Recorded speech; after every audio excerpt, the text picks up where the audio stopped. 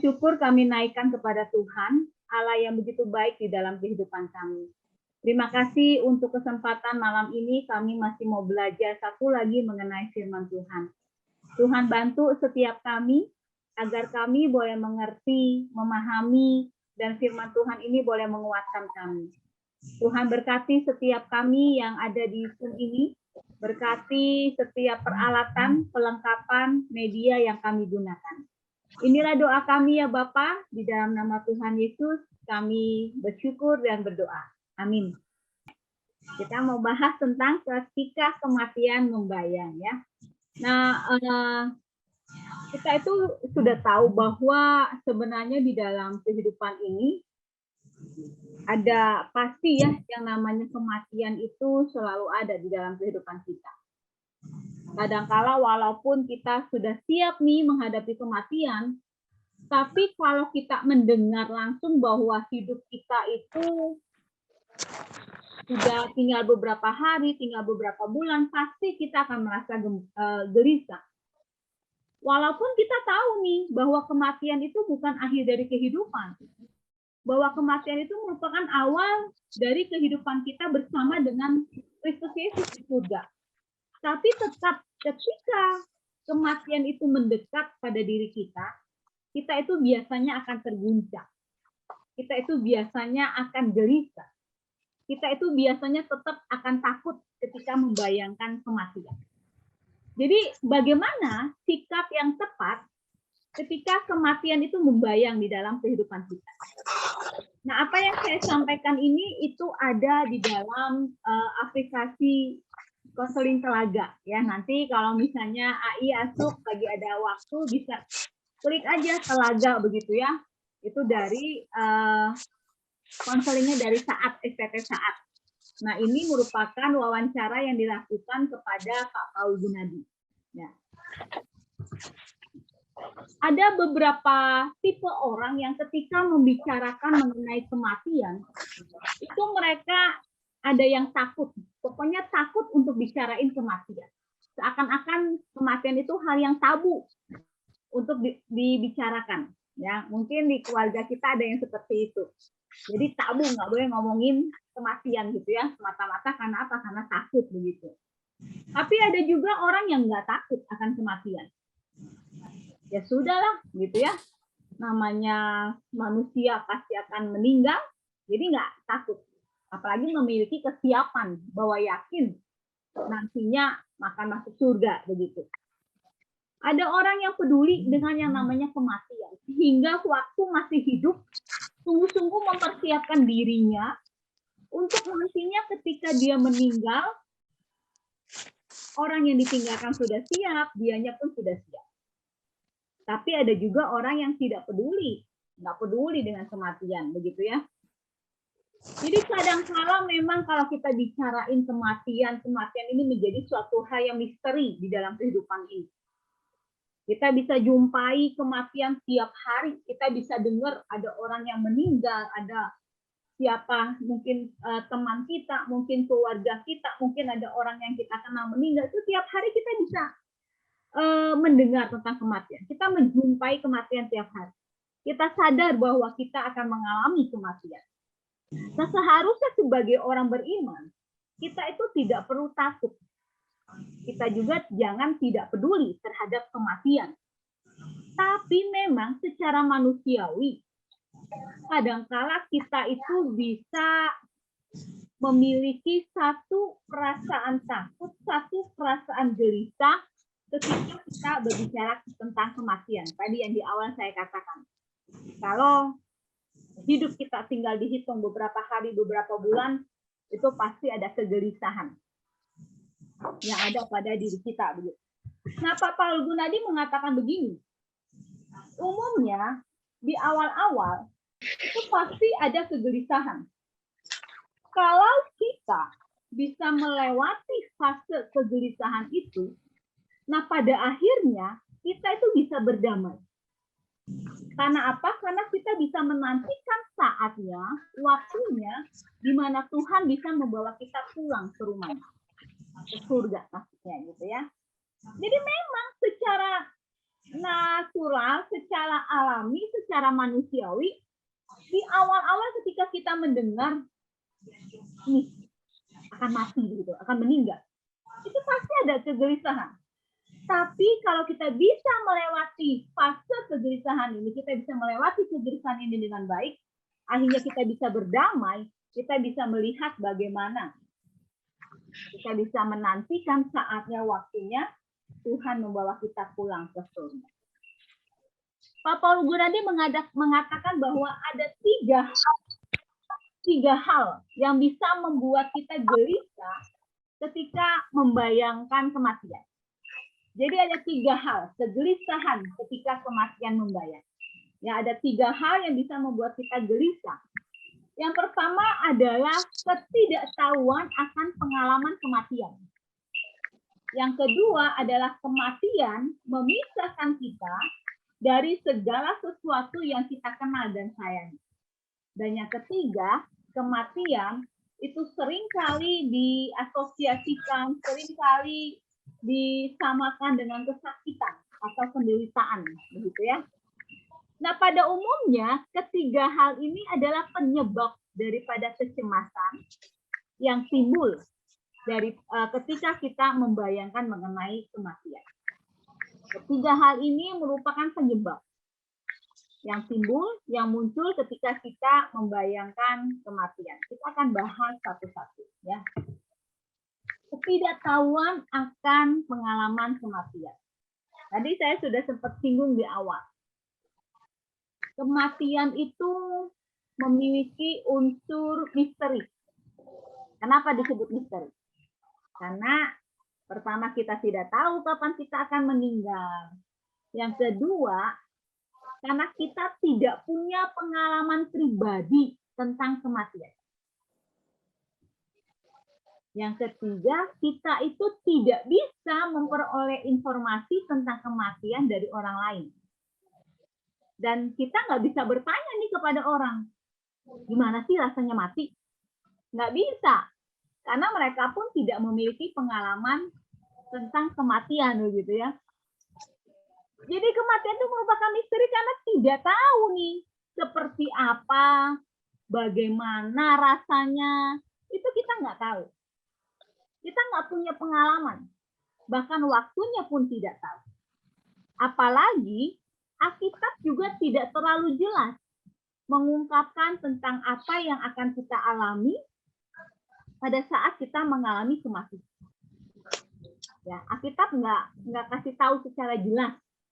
Ya, nanti kalau mati, misalnya begitu ya, nanti ya kalau mati nyawamu akan diambil dari kaki duluan, sehingga yang dingin kaki duluan, nanti baru lanjut semua, baru ke atas ke kepala, misalnya. Itu nggak ada.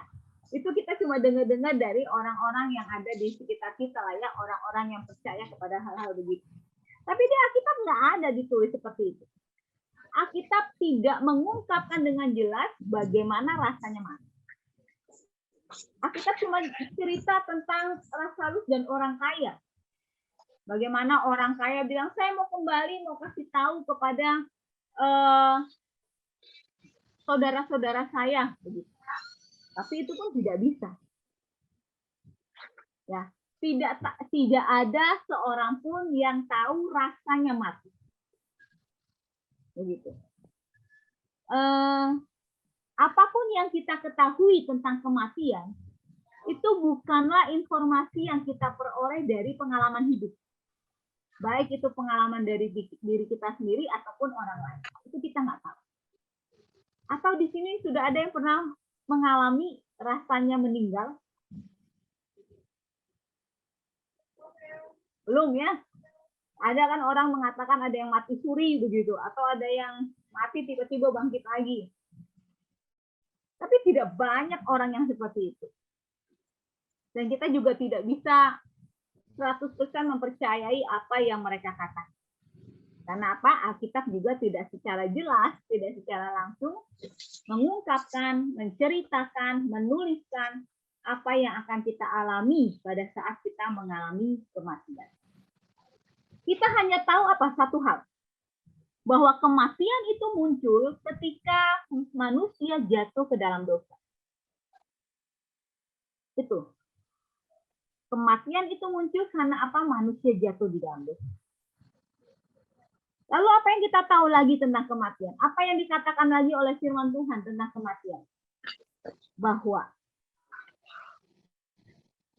akhir dari kematian bagi orang yang percaya kepada Kristus adalah kehidupan. Hidup bersama dengan Kristus. Bagi orang yang percaya kepada Kristus, maka kematian bukanlah akhir, tapi awal dari hidup, awal dari kehidupan bersama dengan Kristus. Ya. Kematian memisahkan kita dari segala sesuatu yang kita kenal dan sayangi. Ketika kematian membayang, kita pasti memikirkan dan mungkin mengalami yang namanya kegelisahan, ketakutan. Itu takut kita akan terpisah dari orang yang kita sayangi.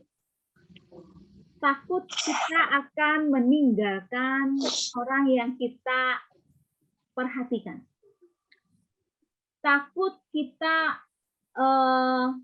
tidak bisa lagi menikmati segala yang kita miliki. Kematian ini menimbulkan kegelisahan sebab perpisahan yang merupakan akibat dari kematian merupakan lawan daripada apa yang kita ingini. Kerinduan untuk bisa bersama-sama, untuk bisa ditemani oleh orang-orang yang kita sayangi. Itu sebabnya kematian menciptakan kegelisahan. Jadi tatkala kita membayangkan kematian, kita membayangkan kesepian, kesedihan. Baik bagi kita yang meninggalkan ataupun bagi mereka yang ditinggalkan. Itu ya. Jadi mungkin kita bisa membayangkan bahwa kematian itu akan menciptakan kesusahan yang besar. Baik di dalam diri kita maupun dalam diri orang yang kita kasihi. Sebab perpisahan itu kan sebenarnya akan membawa perubahan ya di dalam kehidupan. Perpisahan ini maksudnya dalam hal kematian begitu ya. Itu cenderung bisa menimbulkan kesedihan, kesusahan begitu ya. Jadi mungkin kita pernah mengalami orang tua kita meninggal, anak kita meninggal, saudara kita meninggal, suami atau istri kita meninggal, itu kan pasti menyedihkan sekali. Jadi kalau kita ingat pengalaman itu, kita juga pasti langsung mikir, aduh, gimana ya kalau nanti saya meninggal, anak-anak saya bagaimana, cucu saya bagaimana, istri suami saya bagaimana, gitu ya. Itu mungkin yang kita pikirkan. Jadi kita gelisah karena kita takut kematian itu akan memisahkan kita dari segala sesuatu yang kita kenal, segala sesuatu yang kita sayangi.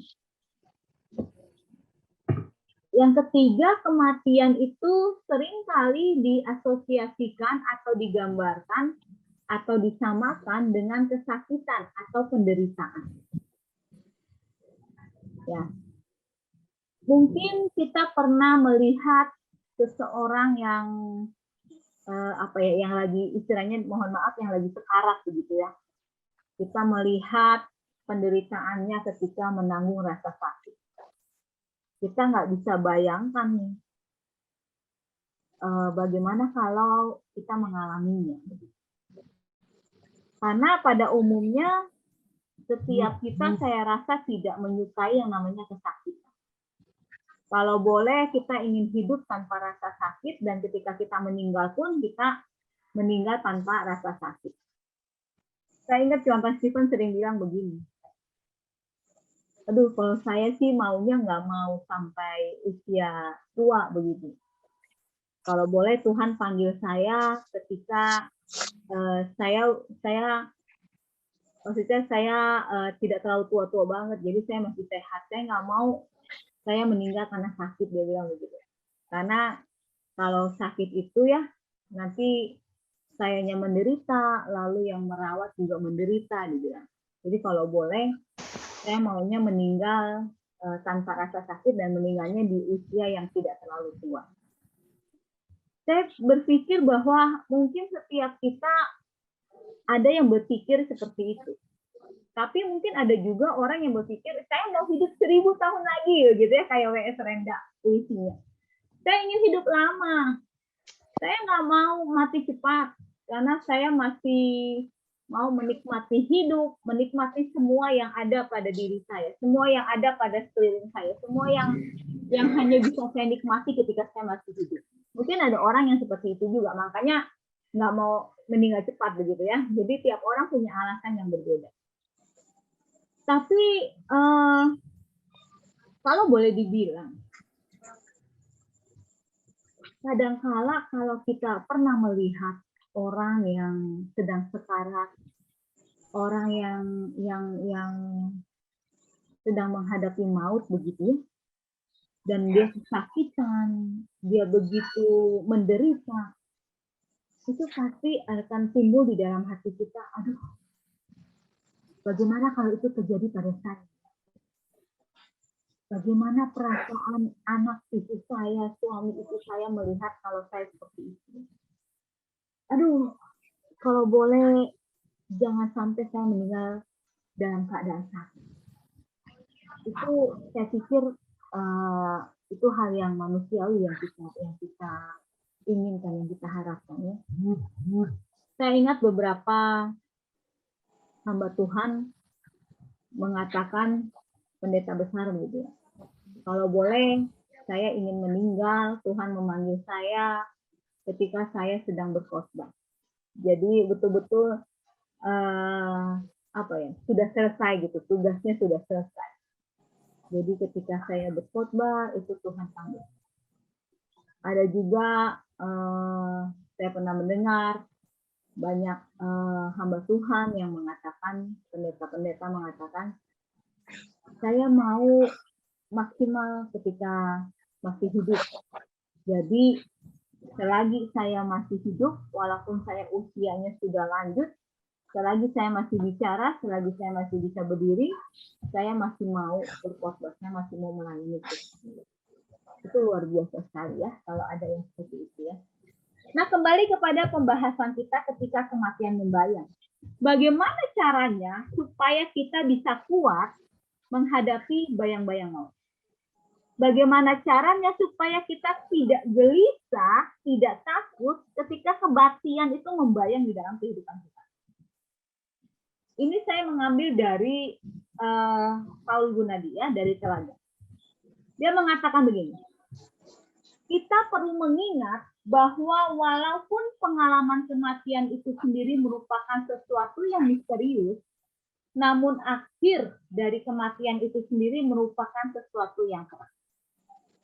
Jadi supaya kita kuat, supaya kita tidak gelisah, supaya kita tidak takut ketika kematian itu datang membayangi kita, yang perlu kita ingat apa?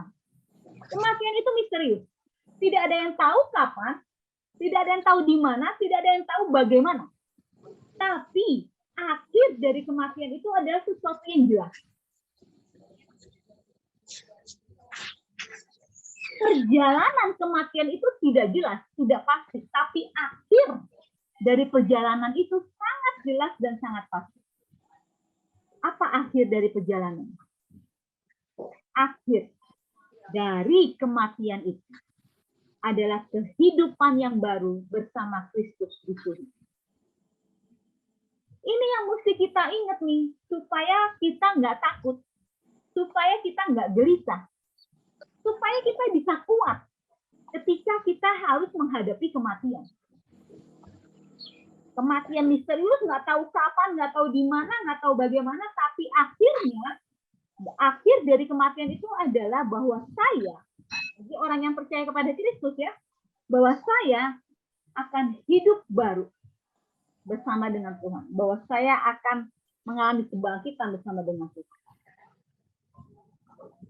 Buat orang yang percaya bahwa Yesus adalah Tuhan dan Juru Selamat satu-satunya, ini menjadi satu hal yang menjadi kekuatan bagi setiap kita.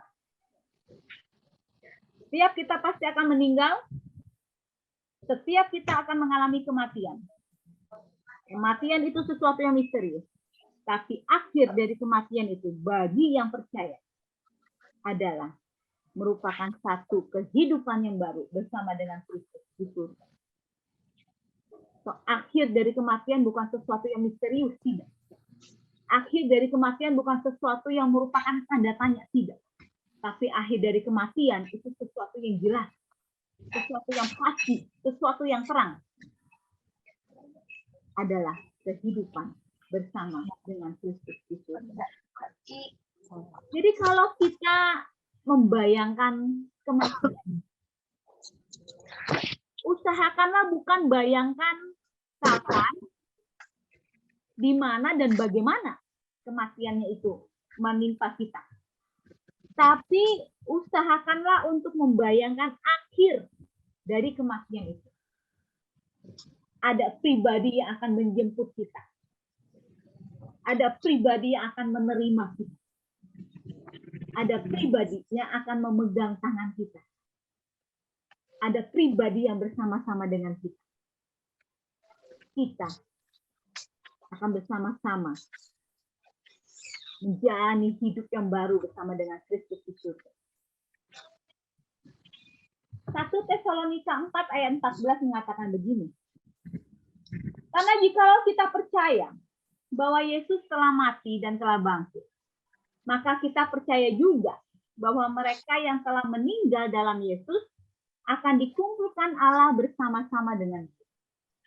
Karena jikalau kita percaya bahwa Yesus telah mati dan telah bangkit, maka kita percaya juga bahwa mereka yang telah meninggal dalam Yesus akan dikumpulkan Allah bersama-sama dengan Dia. Kita tidak tahu nih kapan persisnya kita akan meninggal. Kita tidak tahu nih kapan tepatnya kita meninggalkan dunia ini. Kita nggak tahu.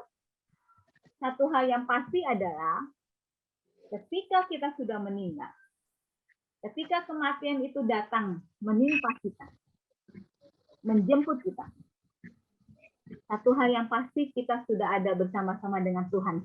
Amin.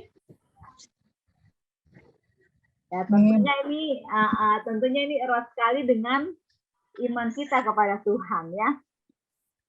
Semakin kita beriman kepada Tuhan, maka saya yakin kita akan semakin tenang menghadapi kematian. Semakin kita percaya kepada Tuhan, semakin kita kuat dan berani menjalani kematian. Yang kedua, perpisahan dengan semua yang terkait dengan hidup di dalam dunia merupakan suatu hal yang pasti dan tidak bisa hidup. Jadi ini yang membuat kita kuat ketika kematian itu membayang. Apa? Bahwa perpisahan itu adalah suatu hal yang pasti. Kematian itu adalah suatu hal yang pasti. Tidak bisa tidak. Tidak ada orang, tidak ada satupun orang yang bisa hidup selama-lamanya. Pasti ada jenjang waktunya. Pasti ada masanya orang itu untuk meninggal. Ya. Nah, kadang-kala kita itu suka cemas, suka takut membayangkan kita harus berpisah dengan orang-orang yang kita kasihi. Ini yang juga membuat, yang tadi saya katakan, yang membuat orang kalau bisa Tuhan jangan panggil dunia, kalau bisa Tuhan jangan meninggal dunia. Karena lihat mungkin, oh anak-anak masih kecil. Oh ada anak saya belum menikah. Oh saya belum punya cucu. Aduh, ini anak-anak masih butuh saya.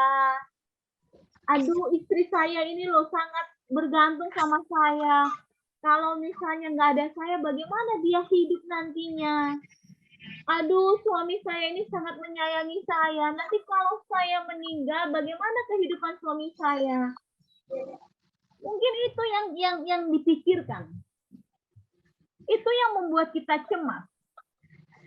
Itu yang membuat kita nggak berani untuk meninggal cepat, ya, tanda kutip, ya, nggak berani untuk meninggal. Karena apa? Karena ada orang-orang yang kita kasihi, yang kita tahu bahwa mereka mengasihi kita mengasihi mereka, mereka membutuhkan kita, dan kita mau memperhatikan dan memberikan seluruh yang kita miliki buat mereka. Nah, Paul Gunadi mengatakan bahwa kita harus mengingat nih ketika kematian itu membayang, kita harus ingat bahwa perpisahan itu pasti ada. Kita tetap harus berpisah dengan mereka kalau kematian itu datang. Kita harus berpisah dengan semua relasi yang ada saat ini. Begitu ya. Nanti kalaupun kita sudah di surga, kita punya relasi yang berbeda. Kita nggak punya lagi relasi yang kita kenal seperti sekarang, anak, suami, gitu, istri, bukan lagi seperti itu. Jadi perpisahan itu adalah suatu hal yang pasti, suatu hal yang tidak bisa tidak. Niscaya, suatu keniscayaan, suatu yang harus. Itu yang namanya perpisahan, kematian. Yohanes 14 ayat 2 mengatakan begini. Di rumah Bapakku banyak tempat tinggal. Jika tidak demikian, tentu aku mengatakannya kepadamu. Sebab aku pergi ke situ untuk menyediakan tempat bagimu. Nah, pada akhirnya tujuan hidup kita itu bukanlah kita bersama-sama dengan orang yang kita kasihi. Tujuan hidup kita akhirnya bukanlah bersama-sama dengan orang yang kita kasihi. Karena tadi kita terbatasi oleh waktu. Tidak selalu ada buat dia. Karena nanti akan ada kematian gitu ya. Tapi sesungguhnya tujuan hidup kita adalah untuk melayani dan hidup bersama dengan Tuhan Yesus di dalam kekekalan. Firman Tuhan ini memberikan kita kepastian, Yohanes 14 ayat 2 ini. Kepastian bahwa Tuhan sudah menyediakan satu tempat buat kita. Buat orang yang percaya kepadanya, ketika kita meninggal, kita sudah punya satu tempat, yaitu surga. Di sanalah kita bisa melayani, bisa hidup bersama dengan Kristus Yesus. Satu hal yang pasti adalah di surga, tadi saya sudah sempat singgung, tidak ada ikatan emosional. Tidak ada ikatan emosional antara suami istri, orang tua anak, begitu itu udah nggak ada lagi. Di surga kita punya sebuah ikatan yang baru. Ikatan sebagai keluarga Allah, di mana kita bisa berkumpul bersama, memuji menyembah Kristus, begitu ya. Yang ketiga, Paul Gunadi mengatakan begini, supaya kita bisa kuat dan tidak takut, tidak gelisah ketika kematian itu membayang, maka kita mesti mengingat bahwa derita dan rasa sakit adalah bagian yang tidak terpisahkan dari hidup. Derita dan rasa sakit adalah bagian yang tidak terpisahkan dari hidup. Kalau tadi yang pertama, bahwa kematian memang misterius, tapi akhir dari kematian itu merupakan sesuatu yang jelas, yaitu bahwa orang yang percaya pasti akan hidup kekal bersama dengan Kristus di surga. Lalu yang kedua tadi, perpisahan itu, kematian itu adalah suatu hal yang pasti. Kita pasti akan meninggalkan semua orang, semua yang ada di dunia ini, begitu ya. Nah, yang ini yang ketiga yang kita harus ingat. Derita dan rasa sakit adalah bagian yang tidak terpisahkan dari hidup. Sesungguhnya rasa sakit itu, derita itu sudah menjadi bagian dari hidup kita. Dari awal itu sudah menjadi bagian hidup kita, gitu ya. Jadi seharusnya kita tidak bisa atau tidak boleh memandang rasa sakit menjelang kematian itu sebagai penderitaan yang khusus atau suatu yang menyakitkan dibandingkan rasa sakit yang pernah kita alami sebelumnya. Buat kita yang perempuan ya, ai gitu ya, kita yang sudah melahirkan pasti tahu sakitnya luar biasa itu melahirkan. Ya. Kalau yang sudah pernah mengalami kecelakaan juga pasti merasakan, waduh sakit ya kalau kecelakaan, ditabrak, menabrak, sakitnya luar biasa. Jadi derita dan rasa sakit itu bagian yang tidak terpisahkan dari hidup. Jadi jangan menganggap kematian itu sebagai suatu penderitaan yang khusus, enggak. Karena apa? Karena ini bagian dari hidup kita. Nah, dengan anugerah Tuhan, kalau kita bisa melalui semua rasa sakit itu, ya mama-mama kita bisa melalui rasa sakit setelah melahirkan dan saat melahirkan. Kalau kita bisa melewati rasa sakit yang saat ini sedang kita alami, penyakit-penyakit kita, maka dengan anugerah Tuhan yang sama, kita juga bisa melewati rasa sakit menjelang kematian. Karena derita rasa sakit itu bagian yang tidak terpisahkan dari hidup, kita jangan mengistimewakan dalam tanda kutip. Jangan menganggap menjelang kematian itu menjadi satu penderitaan yang khusus. Jangan. Karena apa? Karena ada anugerah Tuhan. Ketika Tuhan memberikan anugerahnya, memampukan kita melewati semua rasa sakit ini, maka Tuhan yang sama juga akan memberikan anugerahnya sehingga kita bisa melewati rasa sakit menjelang kematian. 2 Korintus 12 ayat 9.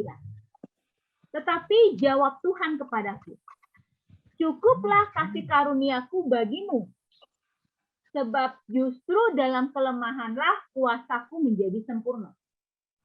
Sebab itu terlebih suka aku bermegah atas kelemahanku, supaya Kristus turun menaungi aku. Cukuplah kasih karuniaku bagimu, sebab justru dalam kelemahanlah kuasaku menjadi sempurna. Ini merupakan jawaban Tuhan atas permohonan Paulus, supaya duri di dalam dagingnya itu dicabut oleh Tuhan. Supaya penderitaan yang dialaminya itu boleh disingkirkan oleh Tuhan. Tapi Tuhan mengatakan apa? Cukuplah kasih karuniaku bagimu. Ya. Jadi aku nggak mau ngambil nih, aku nggak mau cabut tuh durimu. Karena apa? Karena aku akan memberikan kasih karuniaku. Aku akan memberikan anugerahku. Dan itu akan cukup bagimu untuk menghadapi penderitaan. Cukuplah kasih karuniaku bagimu, sebab justru dalam kelemahanlah kuasaku menjadi sempurna.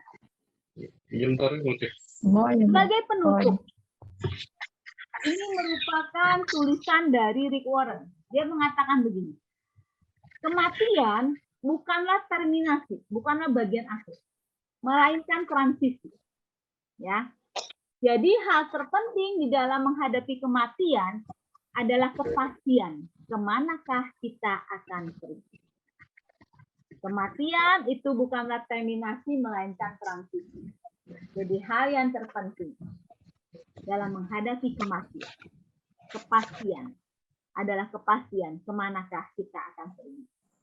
Apakah setiap kita saat ini sudah memiliki kepastian kemana kita akan pergi? Kemana kita ketika kematian itu menjemput kita? Ketika kematian itu membayangi kehidupan kita. Apakah kita sudah memiliki kesiapan hati? Ya, saya siap menghadapi kematian. Karena yang menantikan saya di akhir itu adalah Kristus Tuhan saya. Ya, saya siap berpisah dengan semua yang ada di dunia ini. Dengan orang-orang yang saya kasihi. Karena memang sudah seharusnya, memang sudah sepastinya kami akan terpisah. Ya, saya tidak takut menghadapi kematian. Menderita ketika kematian itu melanda. Karena ada anugerah Tuhan yang akan memampukan menguatkan saya untuk melewati itu. Kematian bukan terminasi, melainkan transisi. Hal terpenting dalam menghadapi kematian adalah kepastian kemanakah kita akan pergi. Itu yang bisa saya sampaikan. Mungkin kalau ada dari antara AI atau Asuk yang mau sharing, yang mau bertanya, itu dipersilakan. Kalau tidak ada, kita akan tutup. Contoh transisi itu apa, contoh? Apa beda? Oke, transisi itu masa-masa. Jadi kayak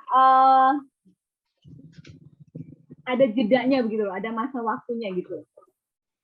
Masa peralihan. Jadi transisi itu masa peralihan. Ya, kalau itu kan terminasi itu akhirnya gitu ya. Jadi transisi itu adalah masa peralihan. Ya, dari satu hal ke hal yang lain. Jadi kematian itu bukan stop, diterminasi. Udah mati, stop, enggak. Tapi transisi Oh, maksudnya pemindahan kita dari Iya. dunia ke ke surga, gitu surga, ya. betul ya. Kalau terminasi Terminasi itu terakhir. Jadi seakan-akan kayak terminal perhentian oh, terakhir maksudnya ya. terakhir sudah gitu. Iya, jadi kan kalau orang-orang tertentu ya mereka menganggap kematian itu adalah akhir. Nah, bagi kita buat orang percaya kematian bukan akhir. Masa transisi nih, peralihan nih. Awal dari kehidupan bersama dengan Kristus di surga. Kita mati di dunia ini, tapi setelah kematian kita itu merupakan awal kehidupan bersama dengan Tuhan di surga. Begitu. Ini contoh ya, ini cuma ya boleh dibilang pertanyaan yang kira-kira bisa dijawab. Banyak orang kan misalnya kita masih muda, ini ceritanya ini ya, bukan berarti saya masih muda. Kita masih muda misalnya dulu kan saya masih muda itu pernah terpikir gitu. Kalau saya meninggal, saya pernah kan sakit perut itu. Waduh, sakit sampai dibawa kota ke Singapura berobat ya. Saya pikir saya kalau meninggal anak saya masih kecil bagaimana ya? Siapa yang rawat ya? Nah, itu yang membuat kita khawatir itu tentang ya seperti contoh ngomong hal-hal dunia ini kan. Anak kita itu masih kecil. Nah, itu yang itu. Kalau menurut contoh ada pandangan-pandangan apa gitu? Secara manusiawi memang begitu, apalagi kita mama-mama saya yakin hampir semua di sini kayak gitu deh. Ya, pasti kayak gitu. Saya yakin sekali, pasti begitu. Kalau tua kan kita sudah pikir, gak apa-apa lah, anak kita sudah besar urusan dia sendiri. Ya. Apalagi kalau dia sudah menikah begitu, nggak apa-apa lah, sudah ada keluarga sendiri begitu ya. Jadi nggak akan terlalu kehilangan kita ya kan. Kecuali ada yang belum married kan. Jadi kalau masih kecil gimana? Itu saya rasa itu hal yang manusiawi. Tapi satu hal yang memang harus kita tanamkan, yang harus kita pikirkan adalah bahwa tanpa kita pun, kalau kita nggak ada pun, Tuhan itu tetap pelihara loh. Kalau kita sudah menanamkan iman, pendidikan kerohanian yang benar kepada anak kita, begitu ya, dan kita percaya Tuhan akan menjaga, memelihara, dan pastinya Tuhan menjaga, memelihara, seharusnya kita nggak perlu ada rasa takut seperti itu. Seharusnya. Tapi kembali saya bilang tadi, manusiawi kita mama-mama memiliki perasaan seperti itu. Sama kayak papa-papa lah ya, papa-papa juga pasti akan merasakan, aduh gimana nih kalau saya meninggal cepat. Nanti istri saya, anak saya bagaimana nih? Kalau saya sudah bisa menginvestasi, misalnya saya sudah punya investasi yang bagus, saya sudah, biasanya kan kalau bapak-bapak pikirin gitu ya, pikirin kehidupan perekonomian gitu. Kalau saya sudah kasih tabungan buat ini, mungkin saya bisa tenang. Tapi kalau mereka belum punya apa-apa, bagaimana? Kasihan istri saya, kasihan anak saya, pasti mikirnya gitu. Itu hal yang manusiawi. Tapi kembali kita harus ingat, Tuhan yang pelihara. Ya. Kita kasih berapa banyak pun investasi, kita siapkan mereka tabungan sebanyak apapun, kita siapkan mereka hal-hal materi sebanyak apapun. Kalau Tuhan nggak berkati, Tuhan nggak berkenan, nggak akan berhasil. Saya yakin itu. Mereka nggak akan bisa nikmati. Mereka nggak akan bisa sejahtera dalam tanda kutip. Tapi kalau dari kecil kita tanemin tuh iman, kita kasih dia pengenalan akan Tuhan dengan benar. Jadi dasar-dasar imannya, kerohaniannya sudah kuat. Wah, kita tinggalin mah udah tutup mata lah kita. Karena tahu dia itu hidupnya juga akan sejalan dengan yang Tuhan mau dan Tuhan pasti pelihara dan berkati. Itu sih yang saya pikirkan. Cukup jelas contoh. Ya. Betul itu ya, kita jadi artinya kita harus punya pandangan bahwa pasti ada yang Tuhan pasti memelihara keturunan kita, anak-anak kita ya. Terima kasih. Terus itu tambahan lagi contoh ya, ada kita ini kan sekarang lagi pandemi gitu ya. Saya teringat itu, saya berpikiran kita kan umur di tangan Tuhan ya, usia di tangan Tuhan. Mau mati kapan, umur berapa, itu kan semua Tuhan yang mengatur semuanya. Kenapa ada orang sampai ketakutan gitu kalau dengan corona itu sampai takut gitu. Termasuk ya ada orang-orang tertentu lah di keluarga saya ya. Saya keluar, kamu nekat gini. Nah, itu orang-orang percaya gitu yang seperti gitu ya. Ini kira-kira menurut Santau ini kasih solusinya bagaimana terhadap orang-orang seperti gitu yang benar-benar ketakutan dengan terpapar gitu, apa salah ya? Apa kita salah? Anak saya marah saya, Mama jangan nekat katanya. Ya, karena Mama pikir, oh umur di tangan Tuhan, lalu Mama nekat seenaknya hidup gitu. Itu kalau menurut Santau kayak apa? Oke, ya. Jadi gini, kalau saya memikirkan kesehatan itu kan dari Tuhan. Kematian itu di tangan Tuhan. Tapi Tuhan memberikan kita hikmat bagaimana kita bisa menjaga kesehatan yang Tuhan anugerahkan. Nah, dengan hikmat dari Tuhan itu kita bisa tahu nih apa yang seharusnya kita lakukan untuk bisa menjaga kesehatan kita. Kelemahannya adalah kadangkala orang itu sering menganggap mati itu di tangan Tuhan, jadi tidak terlalu menjaga kesehatan yang dari Tuhan. Ini ya, kematian itu dari Tuhan, tapi dia nggak jaga diri. Nah, pertanyaan saya, itu benar atau tidak? Kalau bagi saya nggak benar. Ya. Tapi kalau dia, kematian itu dari Tuhan. Tuhan yang atur mati hidupnya kita. Saya tetap jaga kesehatan saya. Kalau ngomong soal corona, saya pergi nih kemana-mana, tapi saya tetap kok prokes, pakai masker, hand sanitizer, saya jaga diri, saya jaga semua misalnya begitu ya. Tapi saya tetap keluar karena apa? Karena saya mau melayani Tuhan. Bagi saya itu nggak salah. Itu adalah hikmat yang Tuhan berikan. Yang salah adalah kematian dari Tuhan, umur kita di tangan Tuhan, nggak pakai masker, nggak cuci tangan, sembarangan aja begitu. Nah, itu yang salah. Itu berarti tidak memiliki hikmat untuk bisa menjaga kesehatan yang Tuhan anugerahkan kepada kita. Karena tugas kita ada dua nih. Kita itu tetap menjalani hidup tanpa rasa takut akan kematian karena tahu kematian dari Tuhan. Sambil kita menjalani hidup dengan untuk melayani Tuhan, tapi di sisi lain kita tetap berhikmat untuk bisa menjaga semua anugerah Tuhan. Salah satunya kesehatan. Itu sih yang saya pikirkan. Kita bisa kemanapun, yang penting jangan sembrono. Takut berlebihan itu salah. Tapi mengabaikan itu salah.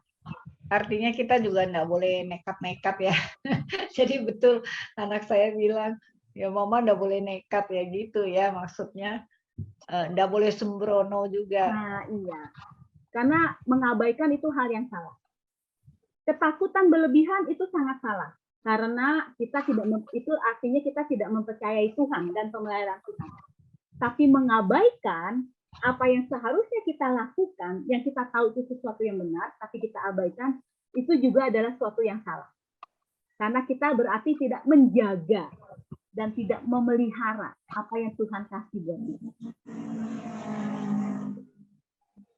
Oke, Sisi Santau. Iya. Halo Contoh. Ya.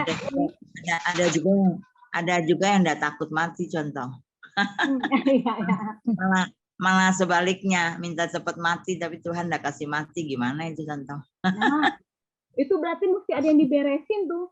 Jangan-jangan dia memang mau cepat mati karena dia bosan hidup. Betul. Soalnya kondisinya dia mengalami sakit, jadi kadang kita dengar itu jadi gimana gitu ya. Iya. Malah dia enggak takut mati, dia minta mati cepat. Sebenarnya bukan dia tidak takut mati, dia tidak tahan menderita karena sakitnya. Ya. Sehingga dia mau cepat mati. Atau dia tidak tahan melihat orang-orang yang merawatnya itu menderita. Sehingga dia mau cepat mati. Masalahnya bukan dia nggak takut mati. tapi dia tidak mau menderita. Nah, itu adalah hal yang salah. Iya itu. Iya. Sebagian orang ada begitu, ada Ada teman yang yang begitu, betul ada yang begitu. Apalagi kalau sudah sakit berkepanjangan, sakit menahun. Apalagi sakitnya yang tidak bisa berjalan begitu ya. Maksudnya yang tiduran aja di tempat tidur, yang apa-apa harus dibantu sama orang lain. Itu pasti akan mengalami yang namanya secara psikologi, dia akan mengalami, aduh sudahlah, daripada hidup begini, lebih baik mati aja. Nggak ada bedanya hidup sekarang dengan mati, begitu. Nah, tapi kita nggak boleh kayak gitu. Kita harus tahu ya. Tujuan hidup kita, kalaupun Tuhan kasih sakit, berarti Tuhan mau kita tetap memuliakan Tuhan di dalam rasa sakit kita. Karena saya ingat ada banyak orang ya, juga di antara jemaat kita juga gitu ya, yang mereka sakit, mereka mengalami perpisahan atau kematian gitu ya. Mereka sedih, mereka menderita, tapi kehidupan mereka itu menjadi berkat. Saya ada beberapa jemaat begitu ya, yang sakitnya, yang maksudnya kita nggak nyangka, nggak duga, tiba-tiba sakit. Sakitnya lumayan lagi begitu. Tapi ternyata Tuhan pakai itu untuk bisa menjadi berkat bagi orang lain. Itu sih. Nah, kita harus seperti itu. Kalau Tuhan kasih kita sakit, Tuhan izinkan kita sakit, berarti Tuhan mau kita membawa kemuliaannya melalui rasa sakit, melalui penyakit itu. harus tahan menderita. Kita harus tetap bersyukur kepada Tuhan. Harus meminta kekuatan dari Tuhan. Kalau dibilang tahan menderita, tidak semua orang tahan. Akan ada masanya di mana kita merasa tidak tahan. Dan itu manusiawi. Akan ada masanya kita nggak tahan. Karena rasa sakit yang begitu sakit. Apalagi kita lihat orang yang merawat kita juga sakit begitu ya. Itu kan pasti lebih bikin kita sakit. Bukan kita yang sakit, tapi kita lihat orang yang merawat kita sakit, itu kita akan lebih sakit. Itu kita harus terus minta kekuatan dari Tuhan. Supaya kita bisa tahan, dan orang yang merawat kita juga bisa tahan. Ya.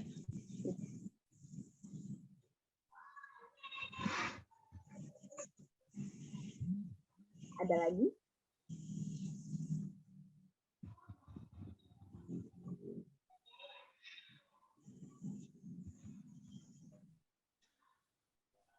Nih, Koatak mau tanya serta. Oh ya, silakan Ko.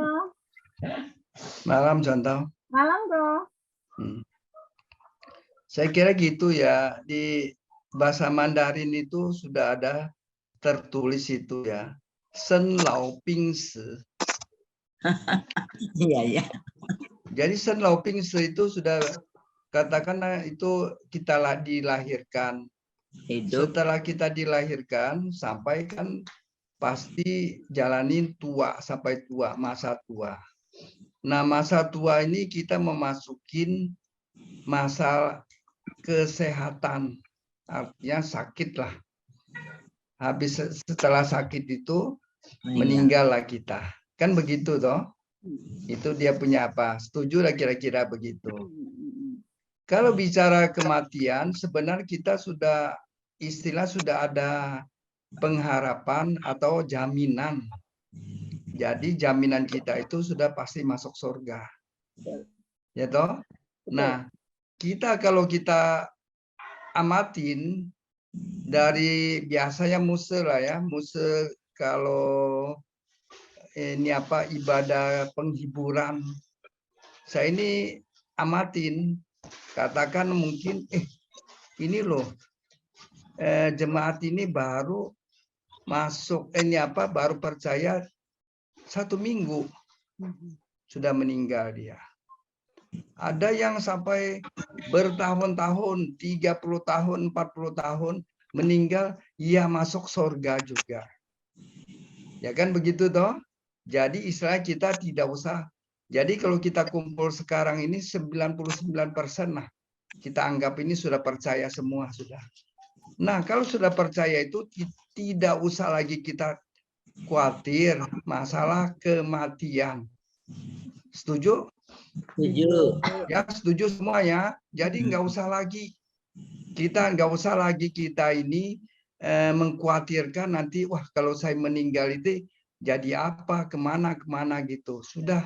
Itu sudah ada jaminan surga kita dapat. Ya. Nah, yang saya ingatkan sekarang kalau kita sudah tua, ya ini masalah penyakit ini, sakit. Yang belakangnya Erlin itu loh, obat semua itu. Ya. Jadi ceritanya coba kalau kita tanya si Bu Erlin itu, semua pasien yang datang itu apa sih? Kenapa kamu batuk? Kenapa kamu demam? Kenapa? Ya semuanya itu olah sendiri juga. Ya kan? Akibatnya. Termasuk tadi bilang, wah saya enggak pakai masker kok. Nekat. Enggak meninggal. Ya kan kalau mati langsung masuk surga. Tapi kalau tidak meninggal, tidak matinya, setengah matinya itu masalah. Sakit berkepanjangan. Ya, jadi kalau menurut saya ini sebenarnya kita ini yang tua-tua ini, termasuk saya juga, saya sudah tua juga. Ya, saya sudah tua juga sebenarnya. Gimana bagusnya ini, jagalah kesehatan gitu. Iya. Jagalah kesehatan gitu. Itu aja pesan saya gitu. Jadi kalau masalah kematian enggak usah lagi dipikirkan kapan. Besok lusa enggak usah dipikirkan. Pasti sudah masuk surga. Yang penting sekarang yang masih hidup ini jaga kesehatan. Itu aja. Amin. Amin. Mantap.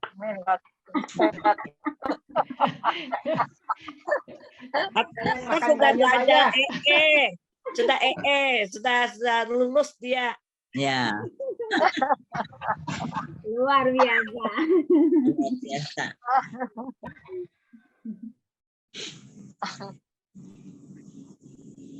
Iya. Ayo, siapa lagi? Ada lagi? Mantap ya, Ko Atta deh.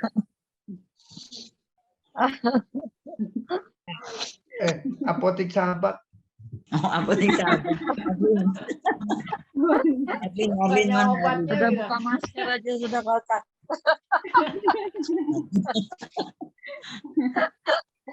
Promo obat sehat.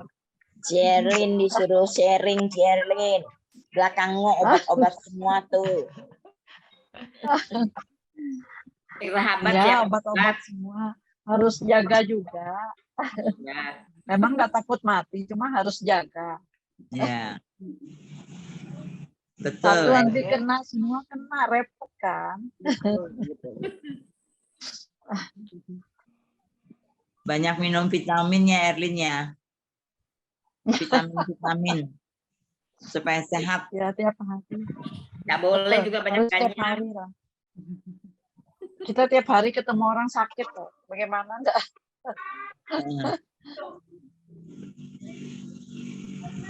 Obat yang paling manjur seperti Cimaria itu loh.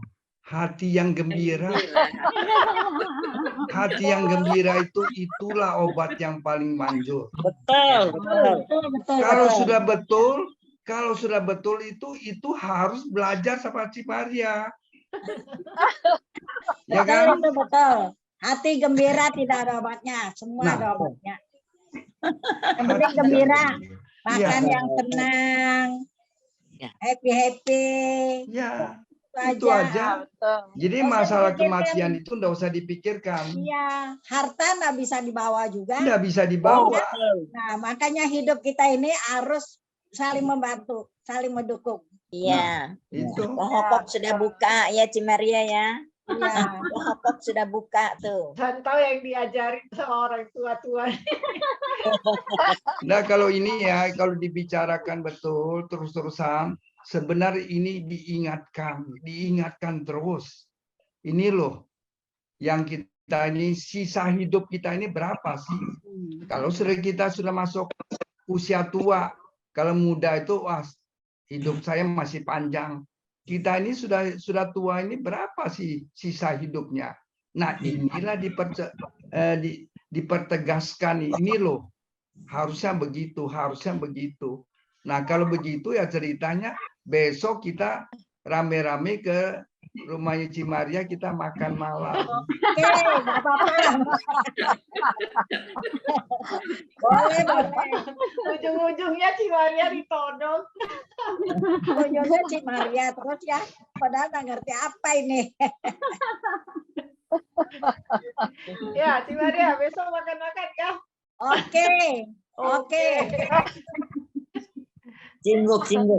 Ayo makan di mana? Cukup sudah contoh, tutup sudah. Ya, oke. Aduh, terima kasih ya. Ini sharing yang hidup sekali nih, luar biasa ini. Mantap. Jadi saya banyak belajar ini dari AI, dari Ko Atak juga luar biasa. Ko Atak sekali ngomong tuh langsung meledak suara. Apa kayak Ko Atak ya? Ya. Kalau saya mau ngomong itu dicegah sama Debbie, enggak boleh kamu ngomong. Fitnah itu. Nggak mungkin. Nggak mungkin. Jadi hari Ada ini, Debbie suka mendukung ayo kok. ngomong, Nggak ayo mungkin. ngomong. Debbie suka mendukung. Nggak mungkin dia nggak boleh. Ayo. Cimaria tahu hatiku. Ini kalau boleh dibilang Ko Atak ini pemecah suasana ini. Ya. Oke. Bagus dong. Oke Lain ya. kali tukang Atak ikut pesan aja, dia rame. Memang sudah pesan. Bukan dah mau ikut Memang tesan, sudah umur tesan belum dia. cukup. Dan aku tua. Tadi barusan aja ngaku sudah tua. Ini Tadi baru sampai ngaku ketawa tua. bilang umur belum cukup. Iya. Oke, sekali lagi terima kasih banyak untuk malam ini. Ya, kita mau tutup ya. Sudah jam 9, kita mau tutup di dalam doa. Mari kita berdoa ya. Tuhan, terima kasih atas pertolongan Tuhan di dalam pembahasan kami malam ini. Terus ingatkan dan kuatkan kami ketika kematian membayang di dalam kehidupan kami. Tolong berikan kami keberanian supaya kami tidak takut menghadapinya. Oleh karena kami yakin bahwa ketika kematian itu datang, itu bukanlah akhir dari segalanya, melainkan awal dari kehidupan yang baru bersama dengan Kristus di surga.